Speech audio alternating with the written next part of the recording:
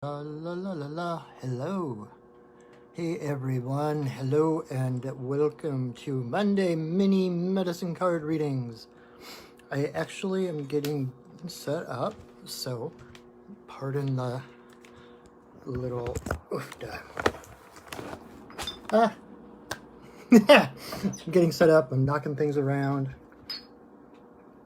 That is okay because it will give others the chance to catch up to us and know that we are live. So thank you for joining me,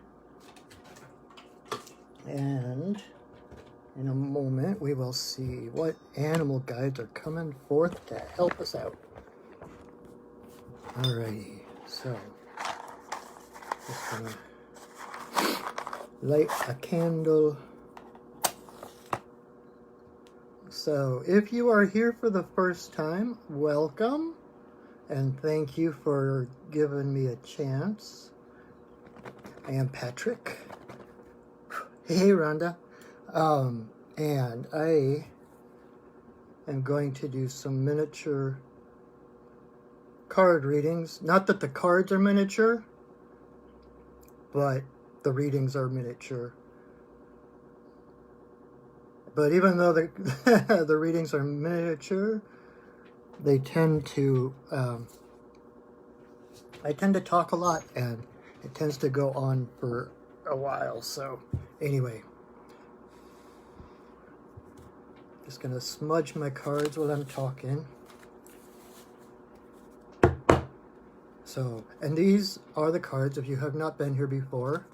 This is the medicine card deck created by Jamie Sams and, oh shoot, Dave Carson. So these are the cards that each card has a different animal totem on it. And so what we do tonight is what you do is you choose a number between 1 and 6, or you can choose a few numbers or 2 numbers or 4, or you could choose all the cards. But what I do is after I smudge the cards, I shuffle them, and then I pull 6 cards, and I just lay them on the table in front of me here, and then I go through them one at a time, and whichever card corresponds to the number you chose, that is your reading for the week. And that is the animal spirit guide who has volunteered to walk with you through the week. And from the reading I give, it will kind of tell you what that animal is coming to help you with, what kind of energy you can expect in your week, or what kind of energy you can call on in your week. But that's why I do this on Mondays, because give people a little jump start at the beginning of the week to see what to expect, and to remember that you are not in this alone, that there is always help, that the universe is on your side, and that your spirit guides are always here to help you. So, okay, shuffle them a little bit more. Kind of give some people a chance to realize we are on.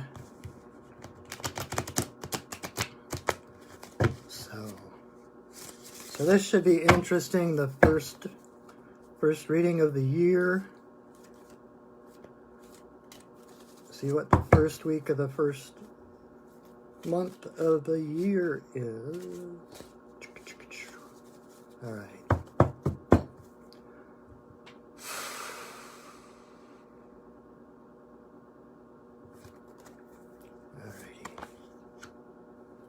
Okay.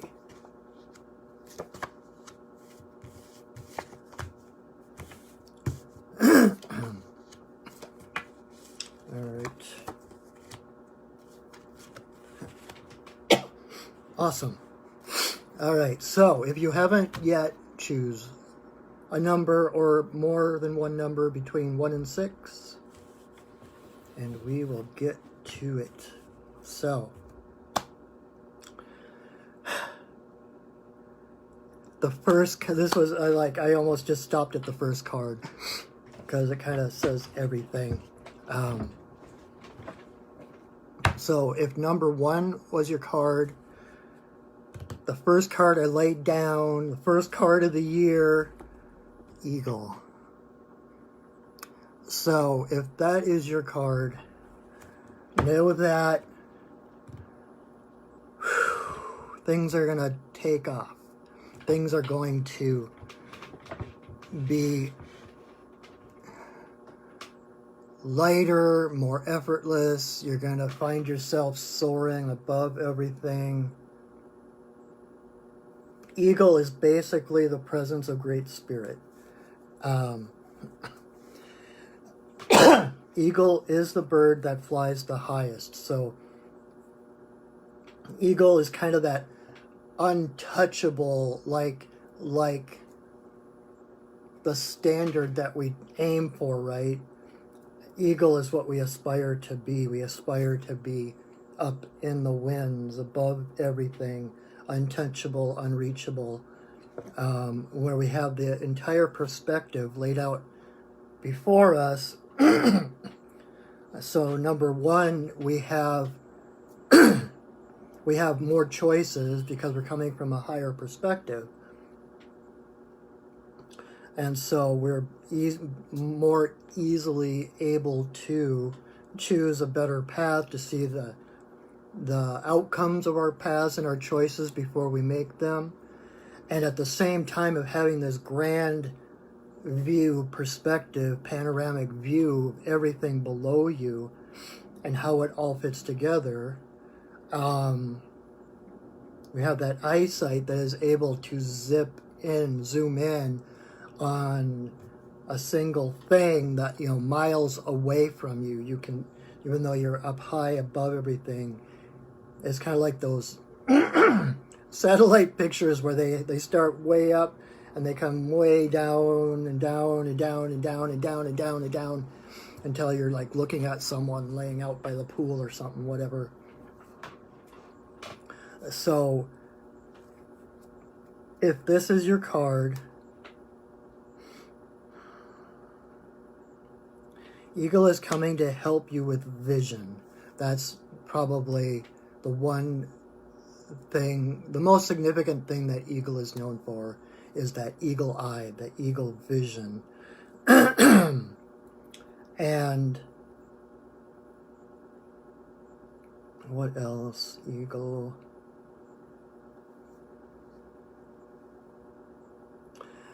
And so another thing Eagle is here to help you with is to, how do I put this in words? And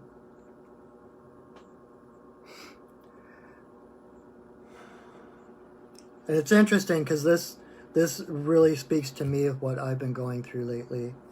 I've had a few challenges, and this has been the crux of what I have been asked to do, of what I have been challenged to do, and that is to let go, to surrender, to let go of control. And it's kind of, I don't know if it's really a paradox, but it's kind of like by letting go, Eagle opens her heart. She spreads her wings and she opens her heart. And it's by spreading those wings that the winds carry her. She's up there effortless. She is not doing anything. She's just basically laying her arms over the shoulders of the winds and the breath of Mother Earth is holding her aloft.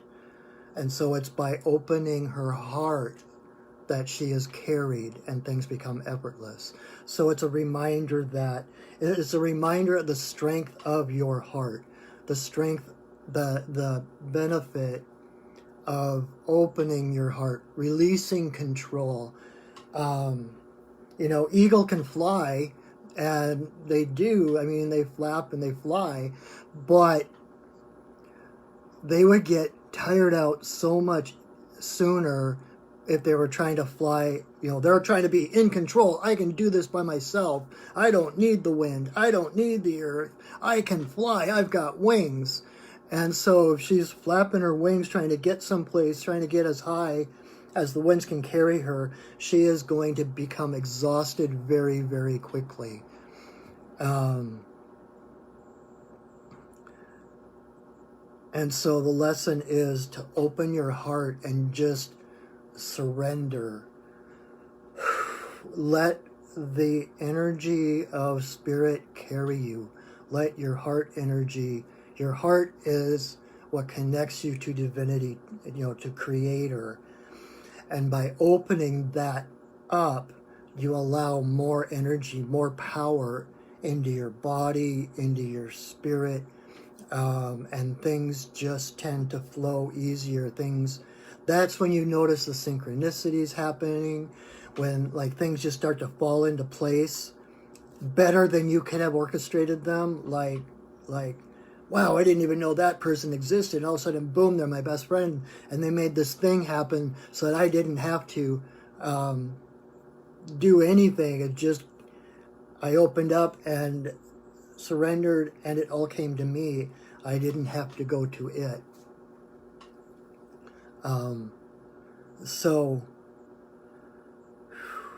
And remember that you are divine. Just like Eagle. Eagle is the presence of Great Spirit.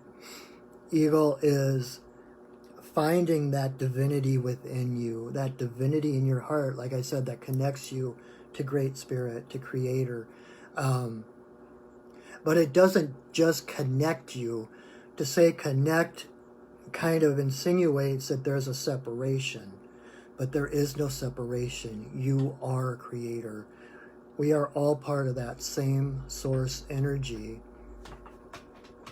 And it's as we begin to wake up to that, that we begin to soar, right? So instead of so if you get whatever's going on in your week, if you're tense or anxious or fearful, do your best to let go and just even physically open your arms and just say, I don't know what's going on. I don't know what to do. Creator, I trust you to know better than me. Take me, carry me, and see what happens. Because I went through a history, an entire 10 years of extreme anxiety and panic attacks. And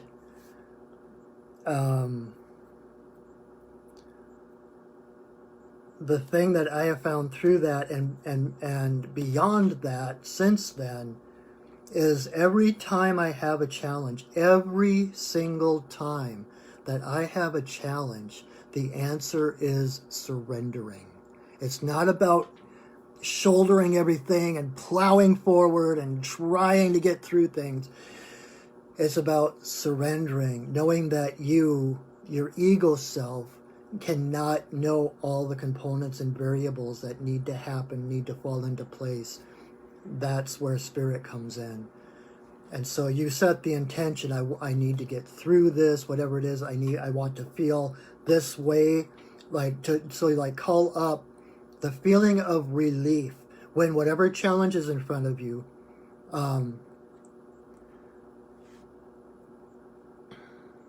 Feel the relief on the, imagine what you will feel like on the other side. Oh God, that's done. Oh, I survived it. Oh, wow, that really worked out. Feel that feeling of relief.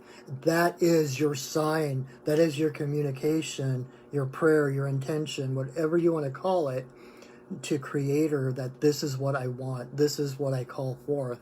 And then the universe, Creator, makes it happen. Spirit, the universe, is their job to put the things, to make the synchronicities happen. And they happen when you spread your wings and fly. So surrender. Because there's something that Abraham Hicks said, and I'm not going to even try to say the quote accurately, so I'm going to paraphrase it, but you are already high vibration. You are already whole. You are already divine. And it's a matter of awakening to that. It's not about pushing forward and having to trudge through challenges and lessons and trying to get there and to, push that boulder up to the top of the mountain where enlightenment happens. Enlightenment is right here all the time. And you don't need to do anything to deserve it. You don't need to be anything other than yourself. You are already divine. You are already whole. It's not only to say you deserve it is again to make it seem like there's a separation. Not only do you deserve what you want or what you're desiring, you already are it, or you wouldn't be aware of that desire. So know that you are already divine, that you're already high frequency, and by letting go of those things that weigh you down, the extra ballast, like on a hot air balloon, they've got the sandbags or whatever to help keep the balloon down, and it's when they drop those that they start to rise. Let go of those beliefs and thought patterns and habits and things that keep you acting small. Those are those sandbags that are weighing you down, keeping you earthbound. Because you are meant to soar. And it's by letting go of any thoughts, anything that tells you that you're less than love, that you're less than whole, that you are less than enough. Those thoughts and feelings are intrinsically false. And so anything that speaks of you being less than or unworthy or whatever, those thoughts, those images, feelings, those are intrinsically false, because you are nothing less than divine love, and that you were meant to soar. Okay? All right. Number 2. If 2 was your card, you got Blue Heron. Blue Heron, I love Blue Heron. I guess the main part of Blue Heron's medicine is stillness. So kind of sticking with that same theme of surrender, Heron is about, stillness and moving with grace through the world. If you've ever seen a heron, they are one of the most graceful animals that I have ever seen. Just the way they move, they walk through the water, even when they take off flying, it's just the most graceful thing. But just because they're good at standing still, and because they can move slow and gracefully and fluidly, doesn't mean that they are slow. A heron can... when a heron sees a fish or whatever it wants to eat, it's like a gunshot. It's like an arrow shot. Just zip. Lightning. They are that quick. So it's not that they don't have the ability to be fast. It's that they know the time and the place. They know when they see what they want, it's like boom. It's that claiming it. It's claiming, oh, that is what I need. That is what I desire. Boom. That's what I am. That's what I got.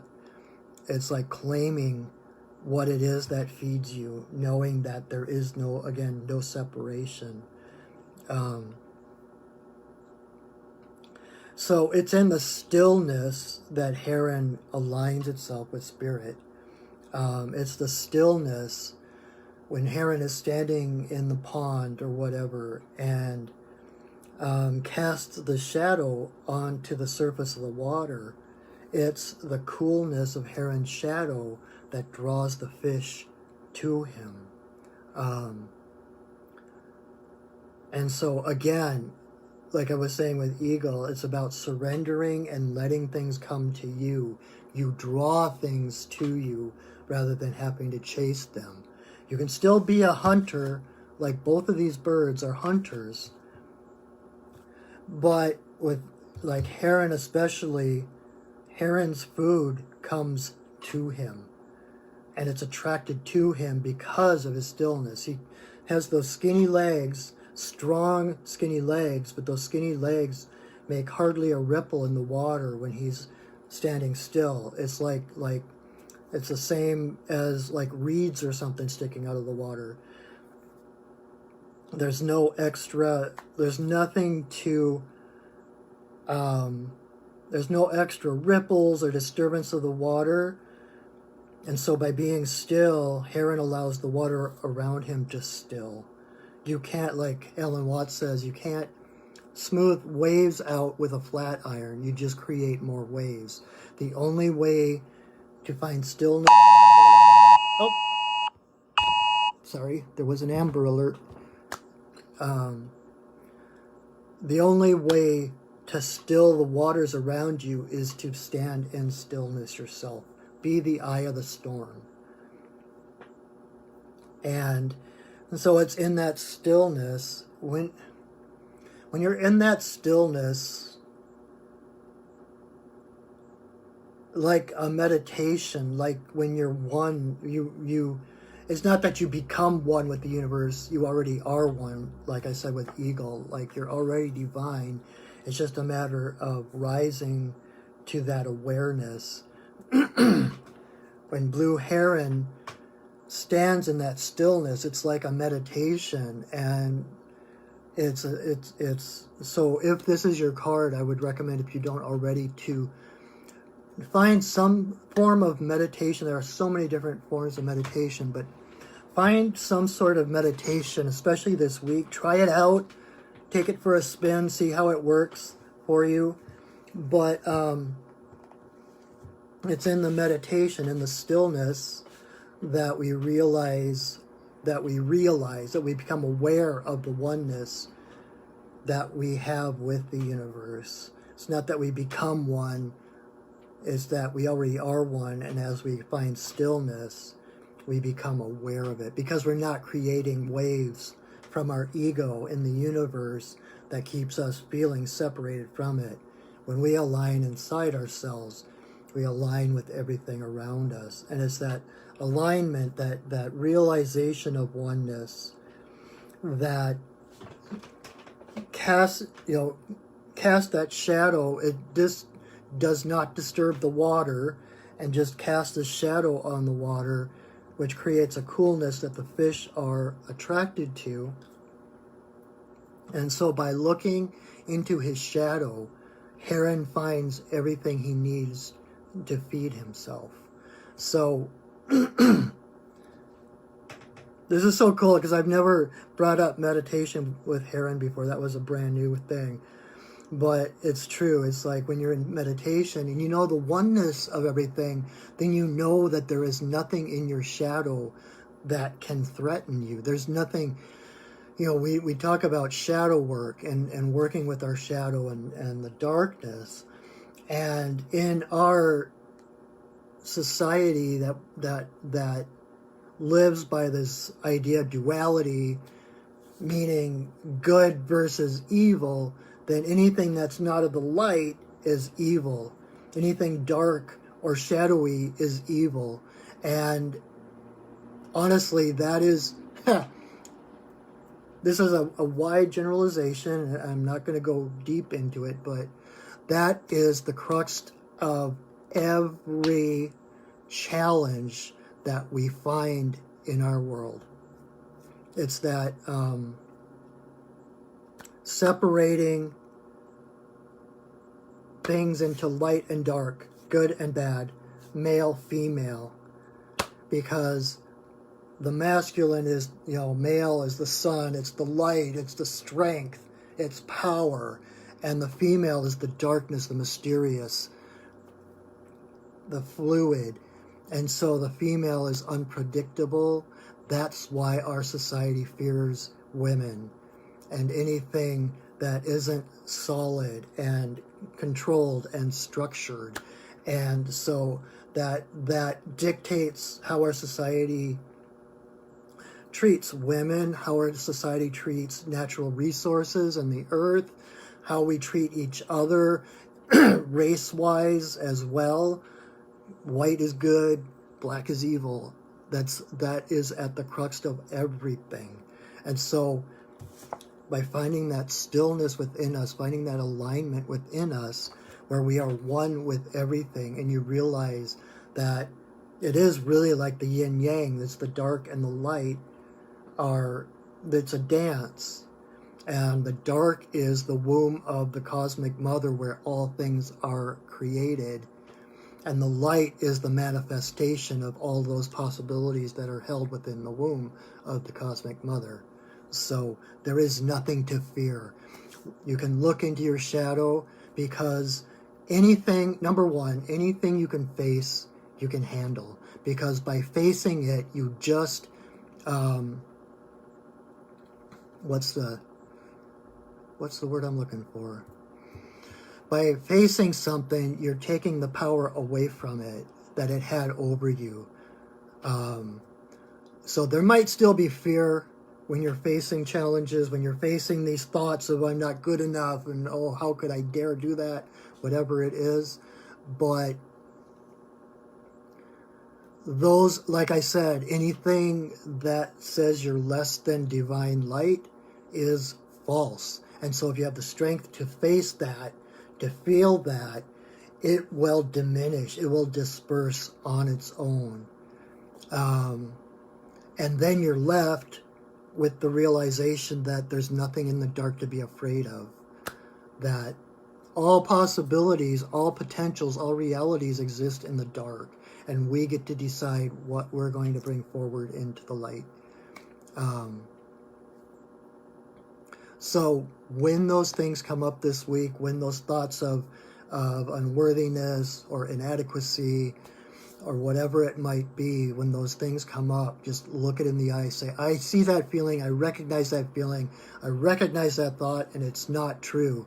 And give yourself permission to just sit for a minute, feeling that feeling. See what it feels like, and notice that as you feel it, it will eventually go away, because most, if not every time those feelings come up, they are coming up to be released. And we release them by feeling them, honoring them, and letting them go. If we resist them, look, we're tightening up, just like I was talking about with Eagle. It's like we're tightening up, we're not letting anything flow, and we're stuffing those feelings back down, where we're going to have to deal with them sooner or later. So when those feelings come up, know that you are divine. Like I said earlier too, remember that you are not alone. This week you have Heron with you to help you gracefully and skillfully release those feelings so that it's safe to look into your shadow. Because like I said, the shadow is the womb of the cosmic mother. And every creative thing, every possible reality, every possible being that you can be in this world is in the shadow. And so by looking into the shadow, you get to choose. The fish come to you. It's the creative matrix that creates your reality. So don't be afraid to look at the shadow, because if you continue, if you have the tenacity and the courage to keep looking, what's below this feeling, eventually you will get to divinity. Eventually you will get to God, Creator, and find out that is who you were all along. Okay? Number 3. Oh, I better Okay. I'm getting a little long-winded again. Number 3, if 3 was your card, you got the fox. Fox, I always call fox the ninja of the animal kingdom. Because fox's medicine is about observing without being seen. You know, fox, you've always heard the word, that phrase, crazy like a fox. You know, they're crafty and rascally, and they've got just a wee bit of coyote in them. They're very closely related. But they're good at laying false trails, backtracking. That is why fox hunts have been so popular for so many years, because they are very hard to find. They're very hard to track and to hunt. And so they are like ninjas. They see all the little, they watch without being seen. It's like being part of the wallpaper, being part of the wind, where people just, they don't see you. And if you're one of those people who used to sit in class and basically pull a cloak of invisibility around yourself so you wouldn't get called on for answers and stuff like that, that is fox medicine. If you can make yourself invisible, where you can just recede into the crowd, that is fox medicine. And so what does that mean for this week, Mr. Fox?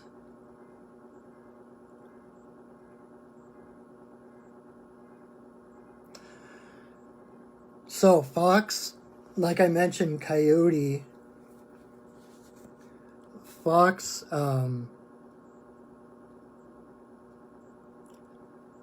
fox is coming to help you to actually see what's going on. Like I mentioned earlier with eagle, like vision was a big thing with eagle. Fox also is about seeing things, observing things. It's about, again, it's surrender is what it is.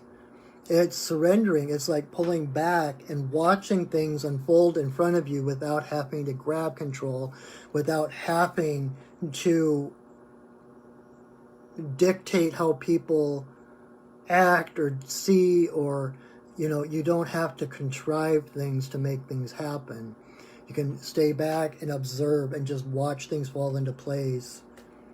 And realize that, like I said, when every single time I have a challenge, the answer is always surrender. And so rather than fighting the way things are, it's like melt into the background and just observe and see how things happen. And learn through observation. I'm trying to feel into it, see if there was anything else.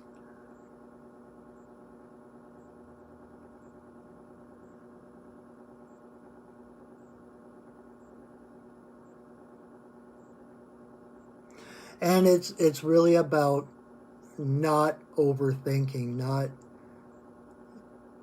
they keep reminding me, there are these old stories from the Middle Ages. They were one of the most popular, it was like one of the very first published books ever, and like one of the most popular series of tales in the Middle Ages. And it was about Renard the Fox. They were so popular that Renard has come to be the word for fox in French. It wasn't originally, but because of those stories, Renard now means fox in French. And Bruin the bear. Bruin is now French for bear. It came from the Renard epic animal stories. And these stories are, they're not for children. They're very,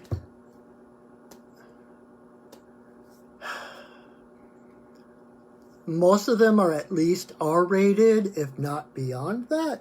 But the crux of it all is how Renard kind of always outsmarts himself. He thinks he's got this. It's kind of like a medieval Wile E. Coyote. He gets himself into these problems, and he does always find his way out, but it's like in the overthinking or the overconfidence, the arrogance, that he gets into these troubles. But because of his craftiness, he does always get out. So, okay, that's the point. The point is to think outside the box. The reason foxes are hard to hunt is because they don't follow the rules. They don't think inside the box. They don't do what's expected of them. And so they're impossible to find. They're invisible. So think outside the box. Do the unexpected. Don't let anyone box you in. Like, I saw this cartoon probably a year ago or something. And it was this guy on the, he was like on this platform, and people were coming up handing him bars. And the bars were expectations. Like, they were handing him their expectations of him, and he was putting them into place on this platform, basically building his own cage. Don't do that. Don't let other people's expectations box you in. Don't live your life from who you're supposed to be according to expectations. Be who you are. You're already divine and whole. You don't have to do anything to deserve any of that. You already have it. So break the rules. And when I say that, I mean like societal rules. I'm not talking about going out and knocking over a bank or something like that. I'm talking about break the rules as far as what is expected of you, because we are all divine. We all come from the same source energy, right? And so the more authentic you become, the more out of the box you become. You can't be normal and be enlightened. When you think about your heroes, when you think about those people we admire, the heroes and the enlightened beings on the planet, they are all original and unique because they have become authentically themselves, and you cannot box them in at all. They will not respond to what you think they are going to do. They will not respond to your expectations because they see the entire picture and know what the playing field actually looks like. They think in 3 dimensions rather than just 2. That's a slightly veiled Star Trek reference, but don't think inside the box. Know that not even think outside the box. Just realize that there is no box.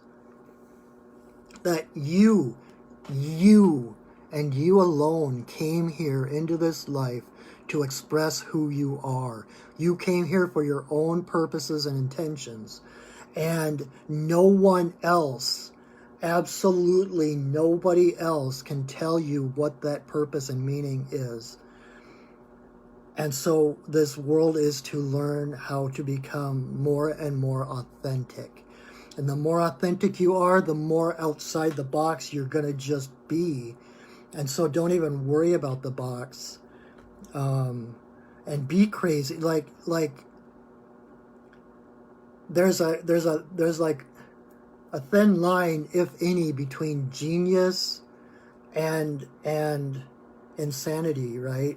It's like the most genius people. We have that stereotype of the mad scientist, or the absent-minded professor, where they're like so genius that no one can understand them because they're like light years ahead of everybody else in their thinking or in what they do and or how they see things, and it brings up that other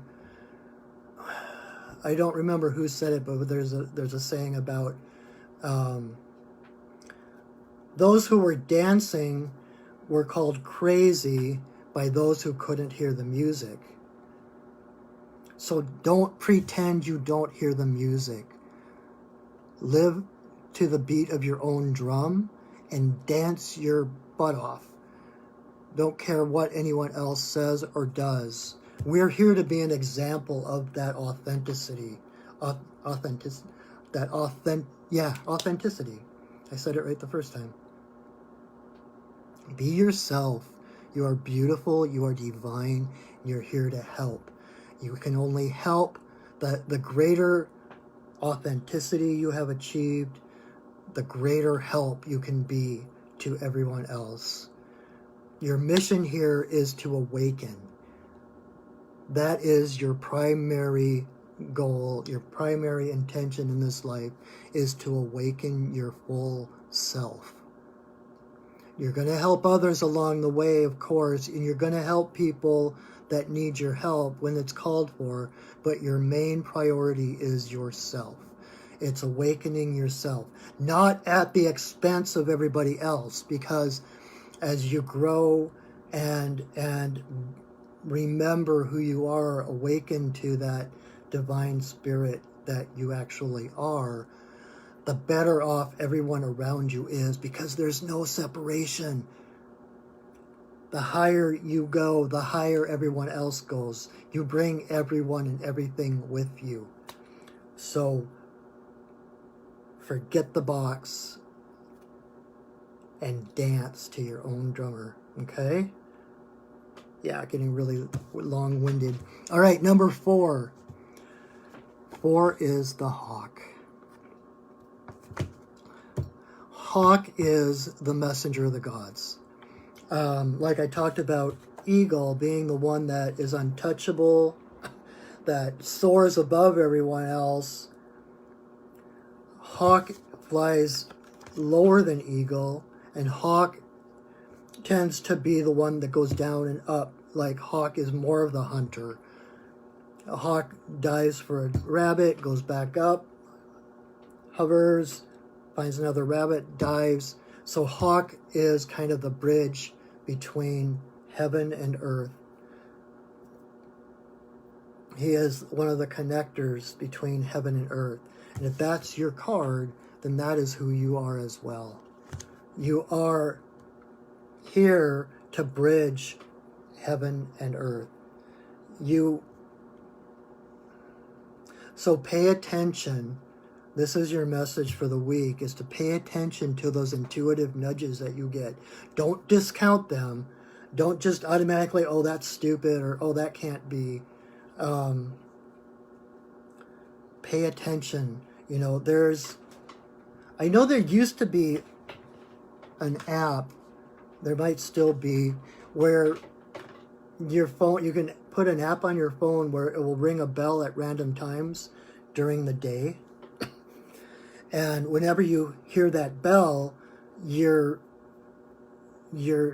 challenge is to stop whatever you're doing and pay attention to what you were thinking at that moment. In a lot of traditions, the same thing goes for hawk. When you hear hawk, wherever you are, whatever you're doing, you stop. Because whatever you were doing or whatever you were thinking at that moment is highly significant. Whatever that thought was a thought from the gods. And so pay attention when you get those flashes that come, especially the ones that come from nowhere, like things that you never would have thought of by yourself. Those are messages from the spirits, and you are meant to be a messenger of the gods, whether you're actually like doing what I'm doing and, you know, doing readings and actually connecting with the spirits and giving their messages literally, or if it's by the way you live or you treat people or whatever it is. Your life is meant to be an example of how to live. And again, so without going into the expectation. What does that mean? Oh, what is my purpose? Oh, if I'm a messenger of the gods, what am I supposed to do? What is my life supposed to look like? That's all up to you. You get to be whoever you are. And it's by becoming that authentic self that we discover our purpose. You know, everyone chases their purpose as if it's something outside of them, like it's something that was assigned to them from someone else. When your purpose is to live, your purpose is to awaken. That's it. Now, just like I've got 6 different animals laying here in front of me, not literally, but each one with a different medicine, a different energy, a different message, right? Everyone who's watching this has a different place in the world, has a different message to come, has a different reason they came into this world. And by focusing on their own purpose, their own life, their own awakening, you harmonize with everyone else that is doing the same thing.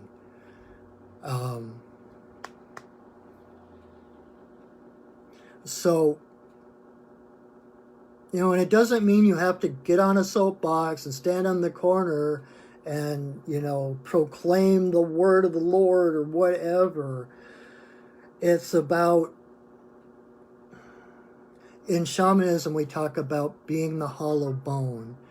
And the job of the shaman is to become as authentic, to continually clear that bone so that there's more room and more wiggle room for spirit to come through and be a more dynamic presence in the world. The shaman becomes the eyes and the voice and the hands of spirit. And the more clear that channel is, that hollow bone, the more range spirit has to affect this world. So, again, this common theme, anything that says you're less than divine has to go, because it is not true. It is not your authentic self. And so it is those thoughts and those doubts that get in our way of hearing the messages from spirit.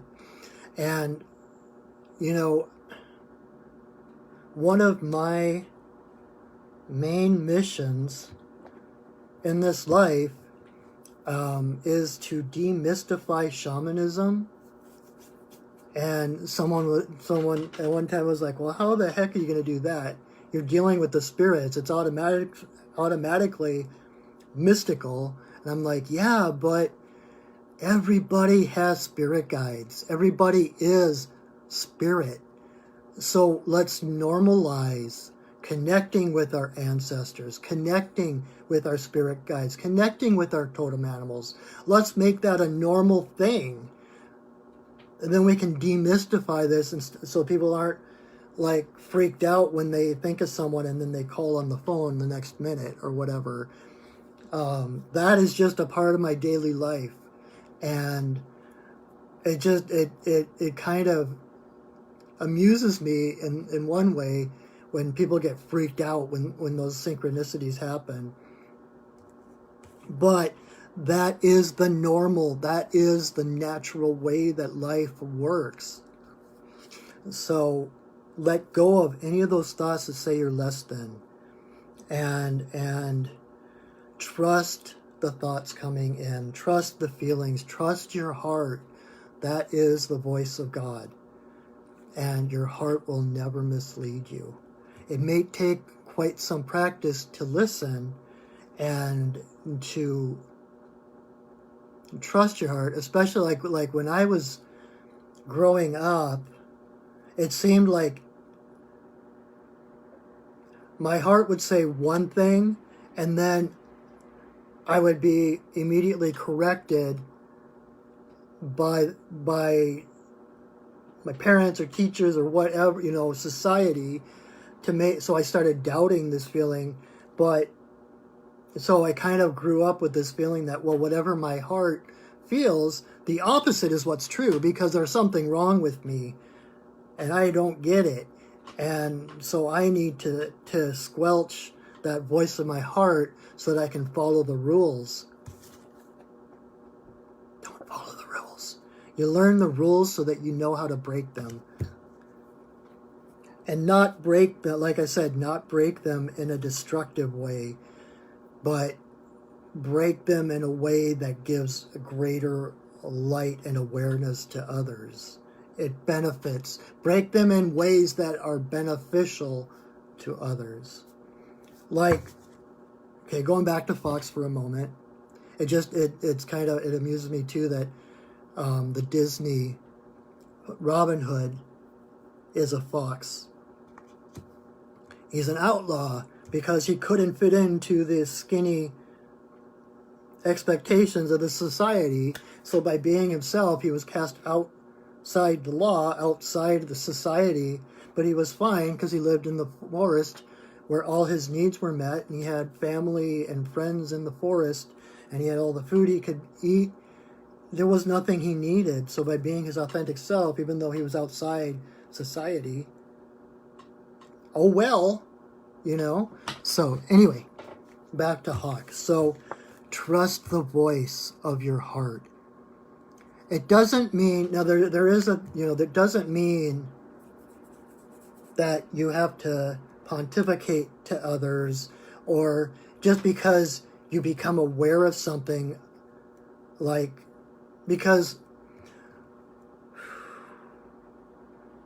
the more hollow you get, the more authentic you get, the more pure you get, the more you're going to pick up feelings from others, and you're going to realize that they are others. And so when you see these things, especially early on, if you're not used to listening to your intuition, you might feel like it's your duty to tell them. It's like, oh my God, they have to know this. No, they don't. If they ask you, then you can speak. But we don't volunteer information. I had a friend who is amazingly psychic, but she didn't have that discernment. And I was with her one time, and we're like standing on a Seattle street corner someplace, and a person walked by, and my friend stopped and said, hey, something big is going to happen, and you're going to be really afraid, but don't worry, it's going to be okay. Can you imagine if someone stopped you on the street and said that to you? How freaked out you would be? How counterproductive that would be? So just because you know things doesn't mean you need to speak them. Just be aware that you know them. And if the opportunity arises, if someone asks you your opinion of something and you're able to give it, trust that voice, and then claim that validation when what you say is the truth of the situation or whatever, and people will seek you out. When you're a messenger of the gods, people already probably come to you asking your opinion, asking what you think of this or that. And so when they ask, don't come from here, listen to your heart. Listen to the voice of your heart, and whatever comes through is right and truth, okay? But trust your heart. You know what's real and what's not real. All right, number 5. We have Otter. Otter is all about the flow. Otter to me is probably the animal most,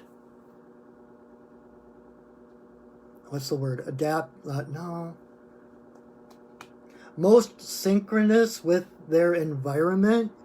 Otter to me is like a part of the river itself, in fact, I started writing a story one time, maybe one day I'll finish it, about how the river loved to feel the fish swimming through it, and to feel the weeds at the bottom waving in the waves, and to feel the banks sliding past her.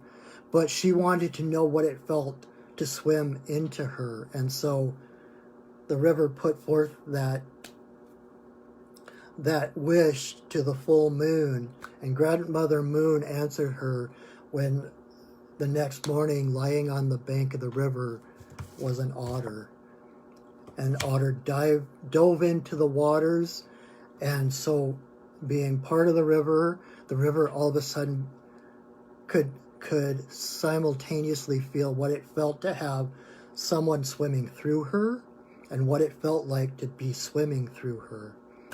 That is, to me, the essence of Otter. Otter is the divine feminine. It's the flow. It's wild, but wild in the playful sense. Everything Otter does is play. And this fits in with pretty much everything else I've been saying tonight, as far as surrender, because it's about going with the flow. And whatever challenges come up, Otter turns it into a game. Everything is a game. So everything that happens, again, surrender. Flow with it. Know that there's a completely harmonious solution to every challenge. And by surrendering to it, opening up to the greater wisdom of the universe, which flows into you through your heart, you will find a bigger answer. And so it becomes rather than a challenge, it becomes a puzzle. It becomes adventure. It becomes play. So try to, shift your perspective as best you can to see your life as a flow of the river. And if the river encounters something, it either goes around it, or it goes over it, or it makes its way under it, but you can't stop the river. You can't stop the flow. The river is constantly moving, just like Otter is almost constantly moving unless they're sleeping. The other thing about Otter, and I've said this many, many times, and I'm going to say it another time, one of my favorite quotes from Einstein is what he said about the greatest decision you'll ever make is if you live in a friendly or a hostile universe. This is your sign that you live in a friendly universe. Otter has no natural predators. I mean, there are animals that will attack them and eat them, etc., but they don't recognize any natural enemies. Anyone they encounter, they treat as one of their own until proven otherwise. And so this is your reminder that the reason you can surrender and the reason that you can flow with the universe is because it's on your side. Everything the universe does, everything that happens is to help to nurture you, to move you in the right direction. Okay? Anything else, little Otter?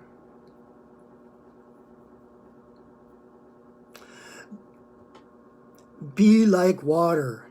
To quote Bruce Lee, be like water. Water is the softest and the most powerful force on the earth. And I think, did I talk about this last week? I talked about this just recently. I don't remember where, if it was here or someplace else. But I had an experience, a pretty profound experience when I went back to Minnesota to visit family, and I visited this falls on it was on an indigenous land, and this falls was just so powerful, and I'm watching the water fall and pound and thunder. I mean, it was thundering so much you could feel it. And it just struck me that the water isn't doing anything. The water is surrendering to gravity and thereby becoming the most powerful force on earth. It's like bashing the rocks and the stones underneath the waterfall.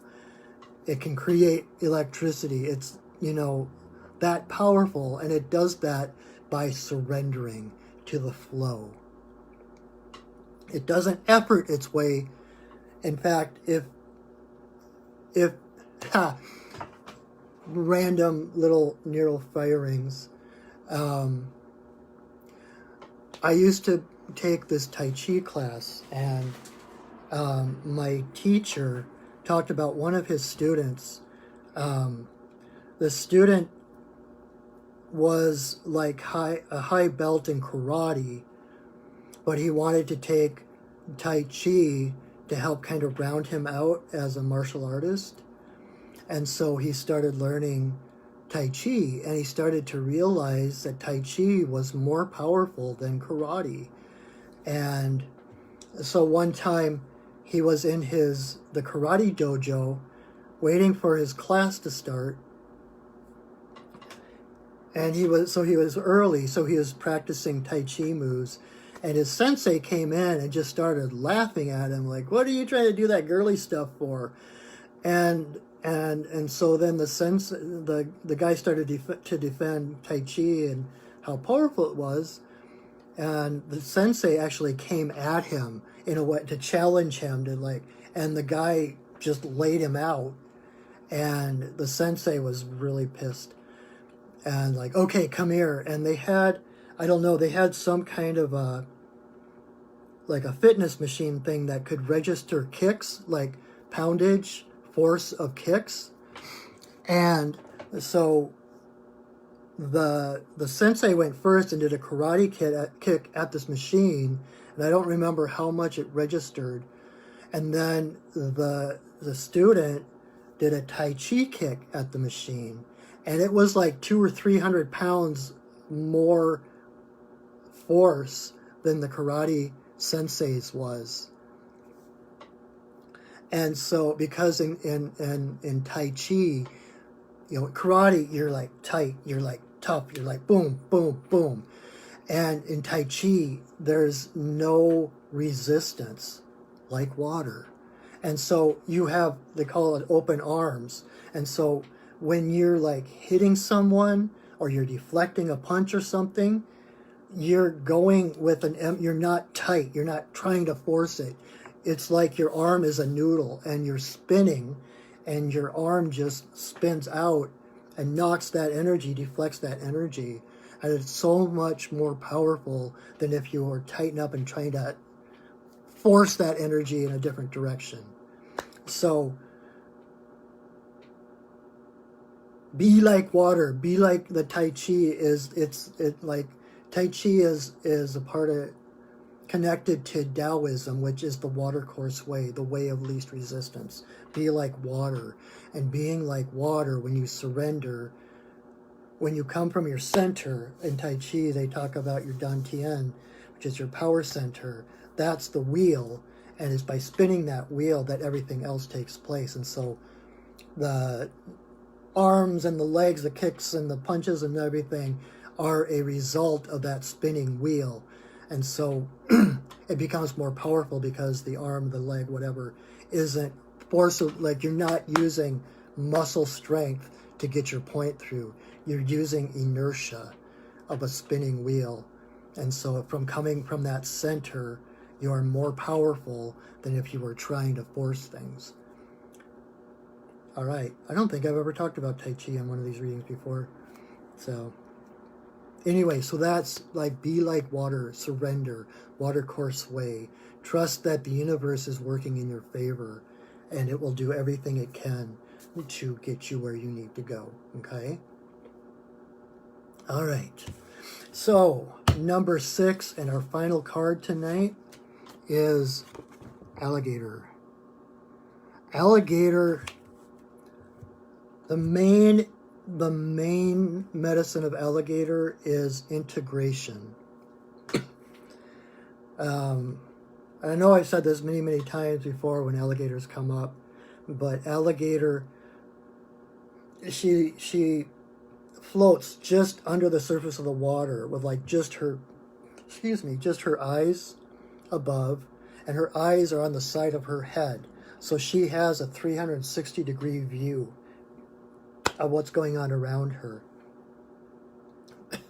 And so she knows how, she sees the entire puzzle. She knows how this piece over here connects to this piece back here. And so she's a master of timing. She knows how much to flick her tail in order to float at the right speed. To arrive at the riverbank is exactly the same time that the deer comes down to drink. And so it's integrating. It's like what I just said about the Tai Chi and coming from your center. When you realize that you are the center of your reality, that the common denominator in everything in your life is you. You are the center. And so everything in your life somehow relates to every other part of your life. And so it's about taking those shards and those pieces of us that we pigeonhole and put in a box. Over here as our social life, and over here is our work life. And again, it's erasing those boxes and coming back to that one authentic self that you already are. And so you know how these different pieces fit together. And so you're more able to, effortless like the eagle, be able to work with the natural forces to get what you need, to get your needs met.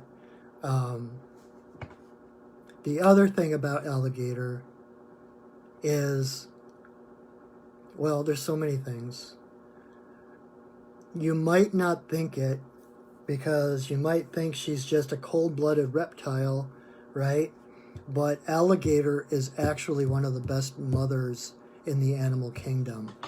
She not only guards and protects her nest, she also turns the soil in her nest. She lays her eggs, buries them in the nest, and then she comes and she turns the soil around in her nest.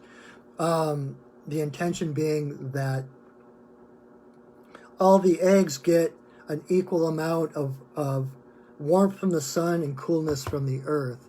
It's like that's what they need in order to survive. And so she actually nurtures them, turns them, keeps them balanced between dark and light. Sound familiar? And then when they hatch, she will actually take her babies in her mouth, take them down to the river and teach them to swim. And they will stay together like for years. I don't know the specifics, but I know that they will hang around with their mother for at least a year or two, if not longer than that. So that's like this cold-blooded reptile. She has got one of the warmest hearts. In fact, that motherhood thing is a direct connection to like the ancient Earth Mother wisdom. She is a survivor. She has come through millions and millions of years unchanged. She is that well adapted to her environment. And so along with her has survived that connection to the earth, that early primitive Earth Mother Goddess wisdom. And so don't be surprised if I'm just getting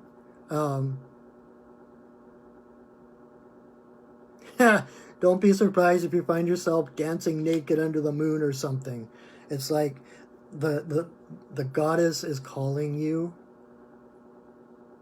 to remember who you are. You are the goddess. The goddess is in everyone, male or female. And it's by that, it's that awakening of the divine feminine that this world is changing and healing. And that is what the future is. The future is female. And so this is the rise of the goddess. This is the rise of the feminine, divine feminine, of inclusion and respect and love. So if that's your card, that is what to expect in this week. I think all of these together portend a better year than we had last year. And normally I would go through, but I'm trying to keep my readings down because I know people have short attention spans, and I don't want to like lose people because they're like, oh my god, this is so boring, he never shuts up, whatever. But all of those medicines, especially Eagle being the first one out of the gate, first card of the year, says great things about the coming year, not just this week, but the coming year, and what is in the works, what kind of energies are coming to the forefront to change and to heal this world. So call on these animal spirits this week when you're in need, when you're questioning, when you're doubtful, whatever. They're here to help you, okay?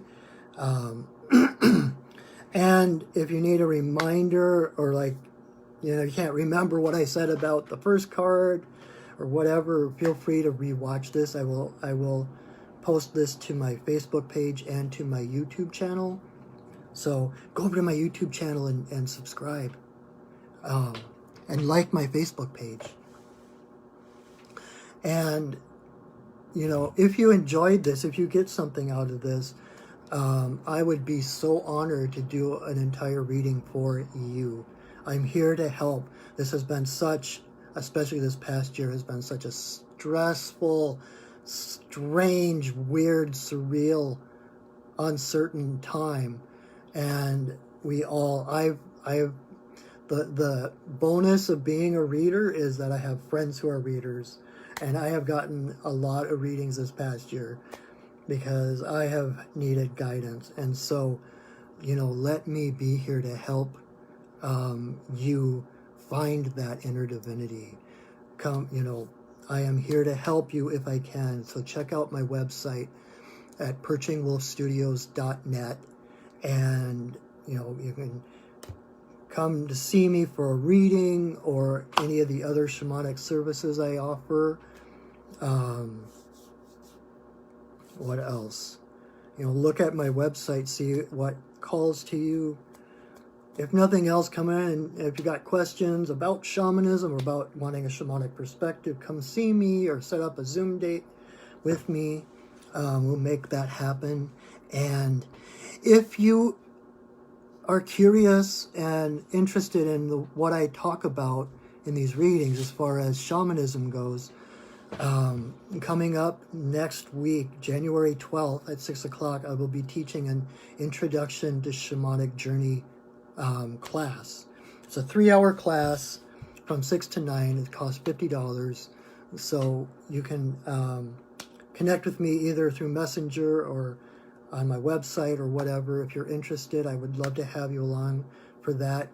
An introduction to shamanism, and actually I will teach you how to do the shamanic journey. So you will actually meet one of your power animals, and you will have that relationship with one of your spirit guides for the rest of your life.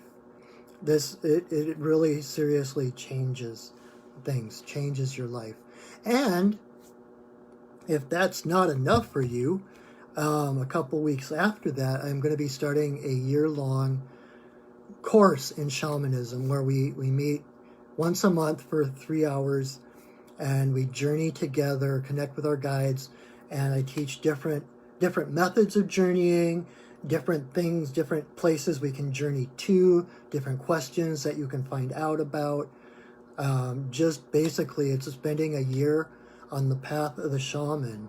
And so you get to see your life from the shamanic perspective, and that one definitely changes your life. That one, I haven't had a single person take that course yet. This will be the 4th year I'm teaching it, and I haven't had a single person who hasn't told me that it changed their lives. So I'm not here to change your life, but I am here to help guide you to find that inner guidance to be able to change your life, to become more authentic, because the more people we have awake, aware, and authentic in this world, the better off we all are. That's the point, is to awaken humanity so that we are our own gurus.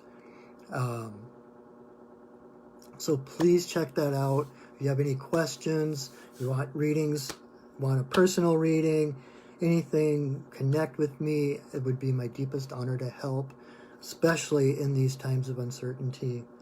Hopefully it feels like we've kind of turned a corner, and if these cards are anything to go by, we're definitely on the right track. So yeah, just please approach me if there's anything I can do to help support you, to help empower you. I can't tell you how much joy that brings to me to help someone else find their own power.